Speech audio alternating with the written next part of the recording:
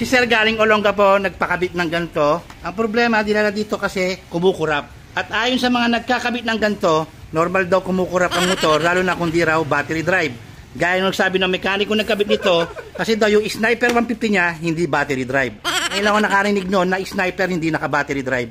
Naka-engine drive daw yung ilaw, kaya daw kumukurap. Ngayon, ay ipapakita ko sa inyo mga kabekis, pag nagpakabit po kayo na ganyan, kahit anong motor pa, nagpabailid kayo, dapat po hindi kumukurap yan, lalo na pag naka-idling, kagaya niyan. Arc light, headlight. Stable na. Ayan o. Busina. Kanina, umaandar pa to ha. Kumukurap no sir. Umupundat. Ngayon papatayin natin.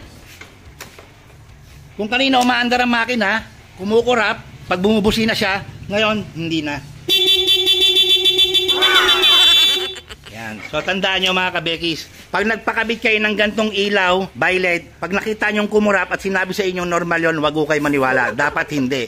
Ngayon isasuggest ng iba, ganito lang ang sikreto dyan, lagyan daw ng relay yung headlight. Nandiyan yung mga may-ari, sir, nag-relay ba ako sa headlight? Wala akong nilagay na relay sa headlight. Power appliance po ang ginamit ko, bina-stable natin yung current flow. Yung taga-Olonga po na gumawa nito, boy, mag-retire ka na.